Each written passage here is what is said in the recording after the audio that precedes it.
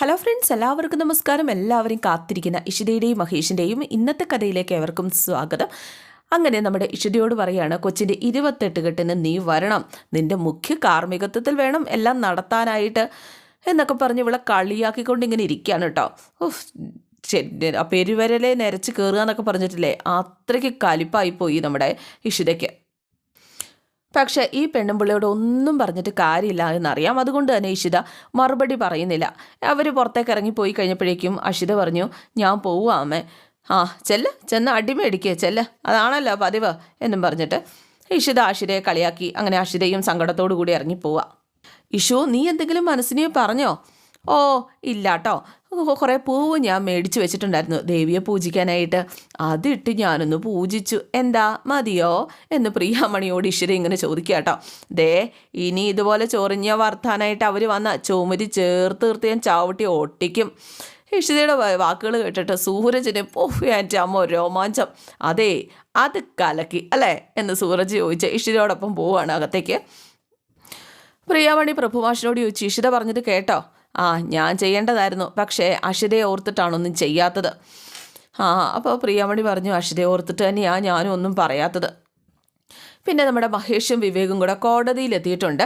അപ്പോൾ വിവേക് പറഞ്ഞു, നമ്മുടെ വക്കീൽ വന്നിട്ട് കയറിയാൽ പോരെ? വക്കീൽ ഇവിടെ എപ്പോഴോ വന്നിട്ടുണ്ടാകും, നിന്നെ പിക്ക് ചെയ്യാൻ വന്ന സമയത്ത് വക്കീൽ വന്നിരുന്നു.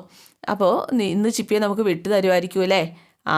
വക്കീലിൻ്റെ പ്രസൻറ്റേഷനൊക്കെ പോലെ ഇരിക്കും. അമ്മയ്ക്ക് ഞാൻ വാക്ക് കൊടുത്തിരിക്കുക ആ ചിപ്പിയെ വീട്ടിലെത്തിക്കാമെന്ന്. അമ്മ വരാനായിട്ട് ബഹളം വയ്ക്കുമായിരുന്നു. അമ്മ വന്ന ആദ്യം രചനയ്ക്കിട്ടായിരിക്കും തല്ലുക. അതൊക്കെ നമുക്ക് എഗനിസ്റ്റ് ആകുമെന്ന് വക്കീൽ പറഞ്ഞു. അമ്മ വരാതിരുന്ന എന്തായാലും നന്നായി. എനിക്ക് നിന്നോട് അത് തന്നെയാണ് പറയാനുള്ളത്. പ്രകോപിപ്പിക്കാനായിട്ട് പലതും അവർ ശ്രമിക്കും. എന്ത് കണ്ടാലും സൈലൻ്റ് ആയിട്ടിരുന്നോണം. ആകാശിൻ്റെ ഉദ്ദേശം വേറെയായിരിക്കും, അവർക്ക് കേസ് അനുകൂലമാക്കുക എന്നുള്ളത്. അതുകൊണ്ട് നീ വേണം സംയമനം പാലിക്കാനായിട്ട്. ഈ സമയം നമ്മുടെ ആകാശും രചനയും ചിപ്പിമോളും കൂടെ വന്നിറങ്ങുക. ചിപ്പിയെ കണ്ടു കഴിഞ്ഞപ്പോഴേക്കും മഹേഷിൻ്റെ ഒരു സന്തോഷം കാണണമായിരുന്നു. ചിപ്പി ഇവള് കോടതിയിലേക്ക് കൊണ്ടുവന്നത് എന്ന് മഹേഷ് ഇങ്ങനെ കൊച്ചിനെ കോടതി കൊണ്ടുവന്നത് ഇഷ്ടമായില്ല. കൊച്ചിനെ കണ്ടത് സന്തോഷമാണെങ്കിലും അപ്പം നിന്നെ വേദനിപ്പിക്കണം, അത്രേ ഉള്ളൂ ആകാശിൻ്റെ ഉദ്ദേശം എന്ന് വിവേക് പറയാം. ഞാൻ എന്തായാലും മോളെ ഒന്ന് കണ്ടിട്ട് വരാം. എടാ, നിന്നോട് പറഞ്ഞതല്ലേ? അല്ല, ഇത്ര അടുത്ത് കണ്ടിട്ട് വേണ്ടടാ. നിന്നോടും ചിപ്പിയോടും സ്നേഹമുള്ളത് കൊണ്ടാണ് ഞാനീ പറയുന്നത്. വേണ്ട, നീ ചിപ്പിയെ കണ്ടു കഴിഞ്ഞിട്ടുണ്ടെങ്കിൽ അതൊക്കെ വേണമെങ്കിൽ ആകാശ് വീഡിയോ ആക്കും. ചിപ്പിയെ ബലോത്കാരമായിട്ട് തട്ടിക്കൊണ്ടു പോകാൻ ശ്രമിച്ചു എന്ന് കോടതിയെ ധരിപ്പിക്കും. ഇതേ സമയം നമ്മുടെ ആകാശ രചനയും കൂടി പുറത്തു നിന്ന് ഇങ്ങനെ സംസാരിക്കുകയാണ്. തൊട്ടടുത്ത് ചിപ്പിമോളും ഉണ്ട്. ഡിവോഴ്സിൻ്റെ ഫൈനൽ ഹിയറിംഗ് ഒരുപക്ഷെ ഇന്നുണ്ടാകും. അത് കഴിഞ്ഞാൽ അപ്പോഴേക്കും രചന ചോദിച്ചു, അത് കഴിഞ്ഞാൽ നമ്മൾ ചിത്രശലഭങ്ങളല്ലേ, ചിത്രശലഭങ്ങൾ ഇതൊക്കെ കേട്ടിട്ട് ചിപ്പിമോൾക്ക് ദേഷ്യം വരുന്നുണ്ട് കേട്ടോ. ചിപ്പിമോൾ ഇങ്ങനെ ഇവരെ തന്നെ ശ്രദ്ധിച്ചിങ്ങനെ ഇരിക്കുക. എന്തായാലും ഫസ്റ്റ് നമ്മുടെ കേസായിരിക്കും, വാ എന്ന് പറഞ്ഞ് ഇവരകത്തേക്ക് കയറി പോവുകയാണ്. തൻ്റെ മുന്നിൽ കൂടെ കുഞ്ഞ് ചിപ്പിമോൾ പോകുന്നത് ഇങ്ങനെ നോക്കി നിൽക്കുകയാണ് മഹേഷ് കാറിനകത്തിരുന്നിട്ട്. തൻ്റെ നിസ്സഹായതയോർത്ത് സ്റ്റിയറിങ്ങിലേക്ക് ഇങ്ങനെ കിടക്കുകയാണ് മഹേഷ്. അപ്പോഴേക്കും വിവേക് സമാധാനിപ്പിക്കാനൊക്കെ ആയിട്ട് ശ്രമിക്കുക. പക്ഷേ ഇല്ല, സമാധാനമാവില്ല. അങ്ങനെ നമ്മുടെ മഹേഷും വിവേകും കൂടി അകത്തേക്ക് കയറി പോവുക. രചനയെ കാത്തെന്തായാലും ഒരു ആയമ്മ എവിടെ ഉണ്ടായിരുന്നു കുഞ്ഞിനെ നോക്കാനായിട്ട്. വന്നിട്ട് കുറച്ച് നേരം ആയോ? കുറച്ച് സമയമായി. കേസ് തീരും വരെ ചിപ്പി ഒന്ന് നോക്കണം കേട്ടോ, ഇവിടെ തന്നെ ഇരുത്തിയാൽ മതി. എന്തായാലും മഹേഷ് കയറി വരുന്ന വഴിയിൽ തന്നെയാട്ടോ കൊച്ചിനെ ഇരുത്താനായിട്ട് പറയുന്നത്. മോളെ ആയമ്മയുടെ കൂടി ഇരുന്നോണം കേട്ടോ, അമ്മ ഉടനെ വരാം എന്നും പറഞ്ഞിട്ട് ചിപ്പിക്ക് ഒരു ഉമ്മയൊക്കെ കൊടുത്തിട്ട് രചന അകത്തേക്ക് കയറി പോവാണ്, കൂടെ ആകാശം. പക്ഷേ ആകാശം പൂർണ്ണമായിട്ടും കയറിപ്പോയില്ല. മഹേഷ് കയറി വന്നാൽ അതൊന്ന് കാണാനായിട്ട് മറഞ്ഞു നിൽപ്പുണ്ട്. ചിപ്പിമോളാണ്, ഇവിടെ എന്തിനാ മോളെ കൊണ്ടുവന്നത്? ഇതേ കോടതിയല്ലേ, മോൾക്ക് വേണ്ടിയിട്ടുള്ള കേസല്ലേ. ഡാഡി വരുമോ? വരുമായിരിക്കും. അപ്പോഴേക്കും മഹേഷിൻ്റെ വക്കീലും ഇവരുടെ വക്കീലൊക്കെ കയറി പോവാണ്. നമ്മുടെ മഹേഷും കയറി വരിക.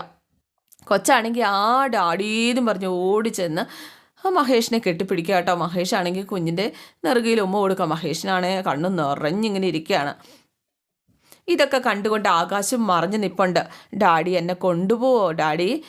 വേഗം കൊണ്ടുപോകാം കേട്ടോ. എന്നിട്ട് നമ്മുടെ ആകാശ് അതൊക്കെ വീഡിയോ എടുക്കുക. ആകാശ് അത് വീഡിയോ എടുക്കുന്നു എന്ന് കണ്ടതും കൂടുതൽ സംസാരിക്കാനോ ഒന്നും മഹേഷ് നിന്നില്ല. മഹേഷ് പെട്ടെന്ന് തന്നെ അകത്തേക്ക് കയറി പോവുക. കൊച്ചാണേ ഡാഡിന്ന് വിളിച്ച് പുറകെ ഓടാൻ തുടങ്ങുകയാണ്. അപ്പോഴേക്കും ആയമ്മ പിടിച്ച് നിർത്തി. അങ്ങനെ മഹേഷും നമ്മുടെ ആകാശും നേർക്ക് നേർ. ആകാശാണ് വിജയ ചിരിയോട് കൂടിയിട്ട് ഇങ്ങനെ നിൽക്കുന്നത്.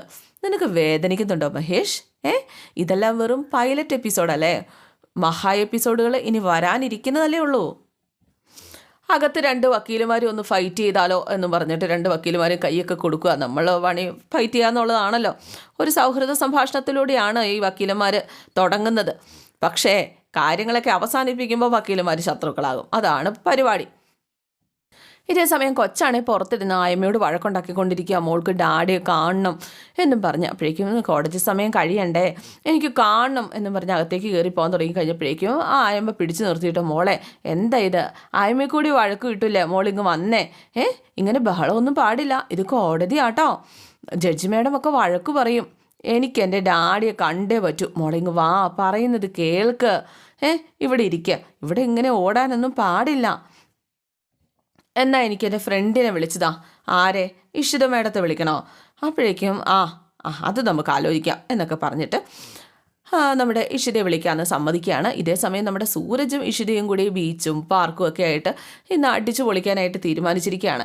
ബീച്ചോ പാർക്കോ ഒന്ന് സെലക്ട് ചെയ്യാനായിട്ട് സൂരജിനോട് പറഞ്ഞപ്പോഴേക്കും സൂരജ് അടുത്ത നമ്പർ ഇട്ടു. അതെ, ബീച്ചും പാർക്കും അടുത്തടുത്തുള്ള 2 സ്ഥലം, ആ അടുത്തടുത്തുള്ള ഒരു സ്ഥലം അങ്ങ് സെലക്ട് ചെയ്യുക. അപ്പോൾ ബീച്ചിലും പോകാം പാർക്കിലും പോകാം. നിൻ്റെ ഈ ബുദ്ധി നശിപ്പിച്ച് കളയണ്ട കേട്ടോ. അയ്യടാ, അവനെന്നെ അങ്ങ് പറ്റിക്കാൻ നോക്കുക, അവൻ്റെ അച്ഛമ്മേനെ പറ്റിക്കുന്നത് പോലെ എന്നും പറഞ്ഞ് നമ്മുടെ ഇഷിത. എന്തായാലും നിനക്ക് ഇഷ്ടമുള്ള സ്ഥലം തന്നെ പോകാം എന്നൊക്കെ പറഞ്ഞ് ഇവർ ഒരു പ്ലാൻ ചെയ്ത് കാറിലേക്ക് കയറാൻ തുടങ്ങി കഴിഞ്ഞപ്പോഴാണ് നമ്മുടെ ഇഷിതയ്ക്ക് കോള് വരുന്നത്. ഫ്രണ്ടേ ഞാനാ, മോളാ, ചിപ്പിയ എന്നൊക്കെ പറഞ്ഞുകൊണ്ട് കൊച്ച്. മോളെ പറ, ഇത് എവിടെന്നാ മോള് എന്നൊക്കെ ചോദിച്ചു കഴിഞ്ഞപ്പോഴേക്കും എനിക്കിപ്പോൾ ഫ്രണ്ടിനെ ഒന്ന് കാണണം. അയ്യോ ഇപ്പോൾ ഇച്ചിരി തിരക്കാണല്ലോ, എനിക്ക് കണ്ടേ പറ്റുള്ളൂ, ഫ്രണ്ടിനെ എനിക്ക് കാണണം. അപ്പം മോൾ എവിടെയാ? ഞാൻ കോടതിയിലാണ്. അപ്പോഴേക്കും കോടതിയിലോ? മോളുടെ കൂടെ ആരാ ഉള്ളേ? ആയമ്മയുണ്ട്. എന്നാൽ ഒന്ന് ഫോൺ കൊടുക്കാവോ എന്ന് ചോദിച്ചു. അങ്ങനെ ആ ചേച്ചിയുടെ കയ്യിലേക്ക് ഫോൺ കൊടുക്കുക. ചേച്ചിയിൽ നിന്ന് കാര്യങ്ങളൊക്കെ മനസ്സിലാക്കുകയാണ് കേട്ടോ. അപ്പോൾ ചിപ്പിമോൾ എന്നെ കാണുന്നെന്ന് പറഞ്ഞ് ഭയങ്കര ബഹളമാണോ എന്ന് ചോദിച്ചു കഴിഞ്ഞപ്പോഴേക്കും ബഹളമൊന്നുമില്ല, എന്നാലും സങ്കടമുണ്ട്. എന്തായാലും ചിപ്പിക്ക് ഫോൺ കൊടുക്കുക. എന്നിട്ട് ചിപ്പിയോട് പറഞ്ഞു, ഇപ്പോൾ വരാട്ടോ ഫ്രണ്ട്, ഇപ്പോൾ വരാവേ എന്നൊക്കെ പറഞ്ഞിട്ട് കോള് കട്ട് ചെയ്തു കേട്ടോ. ചിപ്പിക്ക് ആശ്വാസമായി. ഇനി ചിപ്പി ഇഷിത വരുന്നതും കാത്ത് വെയിറ്റ് ചെയ്ത് അവിടെ ഇരുന്നോളൂ, ബഹളം ഒന്നും വെക്കില്ല. സൂരജ് ആണെങ്കിൽ കാര്യം മനസ്സിലായി.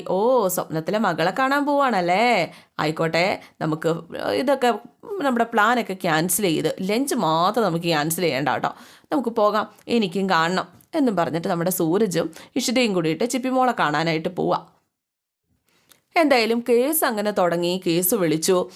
അങ്ങനെ നമ്മുടെ 2 വക്കീലന്മാരും മത്സരിച്ച് അവരുടെ പോയിന്റുകളൊക്കെ പറയുകയാണ്. പക്ഷേ മഹേഷിൻ്റെ വക്കീലിന് പോയിന്റുകൾ പറയാനായിട്ട് വലിയ കാര്യമായിട്ടൊന്നും ഉണ്ടായിരുന്നില്ല. ആകെ പറഞ്ഞത് നമ്മുടെ രചനയെക്കുറിച്ചാണ്. രചന ഒരു ചീത്ത സ്ത്രീയാണ് എന്ന രീതിയിൽ. അപ്പോഴേക്കും രചനയുടെ വക്കീൽ ഇത് വ്യക്തിഹത്യയാണ് എന്നും പറഞ്ഞിട്ട് അങ്ങ് എടുത്തിട്ട് തുടങ്ങിയില്ലേ. മാത്രമല്ല വനിതാ കമ്മീഷൻ്റെ റിപ്പോർട്ടും ബാലാവകാശ കമ്മീഷൻ്റെ റിപ്പോർട്ടും ഒക്കെ തെറ്റാണെന്ന രീതിയിലാണ് മഹേഷിൻ്റെ വക്കീൽ വാദിച്ചത്. അപ്പോൾ അതങ്ങനെ തെറ്റാകും. ഈ നാടൊട്ടാകെ പ്രകടനം നടന്നതാണ് വനിതാ അസോസിയേഷൻകാർ കുഞ്ഞിനെ വിട്ടുകൊടുക്കാനായിട്ട്. അപ്പോൾ അതൊക്കെ തെറ്റാന്ന് പറയാൻ പറ്റുമോ? അത്രയോ ആൾക്കാരൊക്കെ സപ്പോർട്ട് ചെയ്തതല്ലേ എന്നൊക്കെ ചോദിക്കുന്നുണ്ട്. എന്തായാലും മതിയായ തെളിവുകളൊന്നും ഇല്ല എന്ന് ജഡ്ജിക്ക് മനസ്സിലായിട്ടോ. പക്ഷേ ഒരു തെളിവുണ്ട് നമ്മുടെ രചനയുടെ വക്കീലിൻ്റെ ഭാഗത്ത്. സംസ്ഥാനത്ത് തന്നെ പ്രശസ്തയായ പീഡിയാട്രീഷ്യൻ ഡോക്ടർ ഇഷിതയുടെ മൊഴി അത് ഒരു വീഡിയോ ആക്കി, ആ ഒരു സ്റ്റേറ്റ്മെൻറ്റ് വീഡിയോ ആക്കി കൊണ്ടുവന്നിട്ടുണ്ട്. ആ ഒരു ഇൻ്റർവ്യൂവിലെടുത്ത് അവർ വീഡിയോ ആക്കി കൊണ്ടുവന്നിട്ടുണ്ട്. അവർ പോലും പറഞ്ഞു മഹേഷിനോടൊപ്പം കുട്ടി വളരുന്നത് കുട്ടിക്ക് ഗുണം ചെയ്യില്ല എന്ന്. അതെന്തായാലും കണ്ടു ബോധ്യപ്പെട്ട് ആ ഒരു തീരുമാനം എടുത്തില്ല, വിധി പറഞ്ഞൊന്നുമില്ല. എന്തായാലും ഇത് കുറച്ചുകൂടി അന്വേഷിക്കേണ്ട കേസാണ്, അതുകൊണ്ട് 22-ാം തീയതിയിലത്തേക്ക് മാറ്റി വെച്ചിരിക്കുന്നു എന്നും പറഞ്ഞിട്ട് കേസ് അങ്ങോട്ട് മാറ്റി വെച്ചു കേട്ടോ. ഇനി കൂടുതലൊന്നും പറയാനൊന്നുമില്ല. നമ്മുടെ അവസാനം കോടതി പിരിയുകയും ചെയ്തു. അതുവരെ കുഞ്ഞിൻ്റെ അമ്മയുടെ അടുത്ത് തന്നെ കുഞ്ഞ് നിൽക്കട്ടെ എന്നൊരു തീരുമാനവും വന്നു. അടുത്ത കോടതി കൂടുന്നത് വരെ കുഞ്ഞിൻ്റെ അമ്മയുടെ അടുത്ത് തന്നെ കുഞ്ഞ് നിൽക്കട്ടെ എന്ന്. അപ്പോൾ നമ്മുടെ ആകാശ് വിജയിച്ച രീതിയിൽ ഇങ്ങനെ നിൽക്കുകയാണ്. ആകാശിൻ്റെ വക്കീലും എല്ലാവരും പുറത്തേക്ക് ഇറങ്ങി പോകാനായിട്ട് നോക്കുകയാണ്. ആ സമയത്ത് മഹേഷിനരികിലേക്ക് ആകാശ് വന്നിട്ട് പറഞ്ഞു, നിൻ്റെ ശവസംസ്കാരത്തിൻ്റെ ഡേറ്റാ മഹേഷ് ഇപ്പോൾ കോടതി അനൗൺസ് ചെയ്തത്. ഞാൻ 2 പിടി മണ്ണുമായിട്ട് വരും നിൻ്റെ കുഴിയിലിടാനായിട്ട് എന്നും പറഞ്ഞിട്ട് പൊട്ടി അങ്ങോട്ട് ചിരിക്കുക കേട്ടോ. എന്ന് പറഞ്ഞിട്ടുണ്ടെങ്കിൽ കോടതിക്ക് ഒരു ബുദ്ധിമുട്ടുണ്ടാക്കാത്ത രീതിയിൽ ജഡ്ജിയൊക്കെ എഴുന്നേറ്റ് പോയല്ലോ. എന്തായാലും മഹേഷ് മറുപടി ഒന്നും പറഞ്ഞില്ല. ചിപ്പി വാ, നമുക്ക് അവിടെ പോയിരിക്കാം, അമ്മ വരുമ്പോൾ അന്വേഷിക്കും എന്ന് പുറത്തിറങ്ങി നിന്ന ആയമ്മ ഇങ്ങനെ പറയാ, ഇല്ല ഞാൻ വരുന്നില്ല, ക്യാപ്പ് വരട്ടെ. ക്യാപ്പോ? അതാരാ? മോളുടെ അമ്മയെപ്പോൾ ഉള്ള ഒരാൾ, ഡോക്ടർ ഇഷിത, മോൾക്ക് ഏറ്റവും ഇഷ്ടപ്പെട്ട ഒരാൾ. അപ്പോൾ ഡോക്ടർ വരാമെന്ന് വെറുതെ പറഞ്ഞതായിരിക്കും, ഹോസ്പിറ്റലിൽ പോകാനുള്ളത് കൊണ്ട് ആൾ വരുമോ? മോളോട് വരാമെന്ന് പറഞ്ഞാൽ ഫ്രണ്ട് വന്നിരിക്കും, അതങ്ങനെയാണ്. ആയമ്മ ഇന്ന് എന്തായാലും അമ്മ വഴക്ക് പറയും കേട്ടോ. അപ്പോഴേക്കും ചിപ്പി, ആയമ്മേ, ആ അങ്കിൾ എന്തിനാ അമ്മയോടൊപ്പം ഇങ്ങനെ നടക്കുന്നേ? ആ അങ്കിള് അമ്മയെ കല്യാണം കഴിക്കാൻ പോവാ. അതെന്തിനാ? അമ്മ എൻ്റെ ഡാഡിയെ കല്യാണം കഴിച്ചതല്ലേ, പിന്നെന്തിനാ എന്നൊക്കെ കൊച്ചിൻ്റെ ഓരോ ചോദ്യങ്ങൾക്ക് മുമ്പിൽ ആയമ്മ ഉത്തരം മുട്ടി ഇങ്ങനെ നിൽക്കുകയാണ്. അപ്പോഴേക്കും നമ്മുടെ ഇഷിത കോടതിയിലേക്ക് വന്നു. ദേ എൻ്റെ ക്യാപ്പ് വരുന്നു, കാറ് കണ്ട എനിക്കറിയാം. എന്തായാലും ഇഷിത വണ്ടിയിൽ നിന്ന് ഇറങ്ങി. കൊച്ചിനാണെങ്കിൽ ഒത്തിരി സന്തോഷമായി. കൊച്ച് ഫ്രണ്ടെന്നും പറഞ്ഞ് ഓടി ചെന്ന് ഇഷിതയെ കെട്ടിപ്പിടിക്കുക കേട്ടോ. ചിപ്പിക്കുട്ടി, ദേ എന്തിനായിരുന്നു കരച്ചിൽ? മോക്ക് സങ്കടം വന്നു, ഡാഡി സംസാരിച്ചില്ല. കേസ് കഴിഞ്ഞ് ഇറങ്ങിയില്ലേ എന്നിങ്ങനെ ആയമ്മയോട് ചോദിക്കുക ഇഷിത. ഇല്ല, കഴിഞ്ഞിട്ടില്ല. അതെ, ചിപ്പിക്കുട്ടിക്ക് ഞാനൊരു സമ്മാനം കൊണ്ടുവന്നിട്ടുണ്ട്. എന്താ? ഒരു ചേട്ടനെ. ചേട്ടനോ? എന്താ, ഇഷ്ടമല്ലേ? ഇഷ്ടം മാത്രം എന്ന് കൊച്ചിങ്ങനെ പറയുകയാണേ. എവിടെ ചേട്ടൻ എന്ന് ചോദിച്ചപ്പം കണ്ണടച്ചേ. അന്നേരത്തിനും മറ്റേ സൂരജ് ഇറങ്ങി വരിക കേട്ടോ. ഇറങ്ങി വന്ന് ചിപ്പിക്ക് മുമ്പിൽ ഇങ്ങനെ നിൽക്കുക. ഇനി ചിപ്പി കണ്ണ് തുറന്നേ എന്ന് പറയുന്നതിന് മുമ്പായിട്ട് സൂരജ് ചിപ്പി അങ്ങോട്ട് പിടിച്ചു കേട്ടോ. എന്നിട്ടാണ് ചിപ്പി കണ്ണ് തുറക്കുന്നത്. ഹലോ ചിപ്പി, ഇതാണ് ചേട്ടൻ സൂരജ്. ഹലോ ചേട്ടാ, ചേട്ടൻ എന്നെ അറിയോ? പിന്നില്ലേ, ഇഷിതാമ്മയുടെ മുറിയിലുള്ള ഫോട്ടോ ഞാൻ കണ്ടിട്ടുണ്ട്. അങ്ങനെ സൂരജും ചിപ്പിയും കൂടെ ഭയങ്കര കളിയാണ് കേട്ടോ. ഇത് ചിപ്പിയുടെ ആയമ്മയാണല്ലേ എന്നിങ്ങനെ ചോദിക്കുകയാണ് ഇഷിത. അപ്പോഴേക്കും അതെ, ചിപ്പിക്ക് നല്ല ക്ഷീണം ഉള്ളതുപോലെ. എന്ത് പറ്റി, സമയത്തിന് ആഹാരം കഴിക്കുന്നില്ലേ? കുറവാണ്, ഡാഡിയെ കാണണമെന്ന് പറഞ്ഞ് എപ്പോഴും വാശിയാണ്. കുട്ടികളാകുമ്പോൾ അങ്ങനെയുള്ള വാശികളൊക്കെ ഉണ്ടാകും, എന്നാലും ആഹാരം കഴിപ്പിക്കണം കേട്ടോ എന്ന് ഇഷിത ഇങ്ങനെ പറയാം കേട്ടോ. ഇതേ സമയം കളിക്കാനായിട്ട് ഇഷിതയെ ചിപ്പി വിളിക്കുക. ക്യാപ് കം കം. മോളെ, ദേ ചേട്ടനെ ഇഷ്ടമായോ? ഇഷ്ടമായി. സൂരജെ, നിനക്ക് ചിപ്പി മോളെ ഇഷ്ടമായോ? ഇഷിതാമ്മയുടെ മോളല്ലേ? അപ്പോൾ ചേട്ടൻ ഇഷിതാമ്മ എന്നാണോ വിളിക്കുന്നത്? മോളും അങ്ങനെ വിളിക്കട്ടെ എന്ന് ചോദിച്ചു കഴിഞ്ഞപ്പോഴേക്കും ഇഷിതയുടെ മാതൃഹൃദയം ഒന്ന് പെടഞ്ഞു. എന്തായാലും ഇന്നത്തെ എപ്പിസോഡ് ഇവിടെ അവസാനിക്കുകയാണ് കേട്ടോ. C you again. Thank you.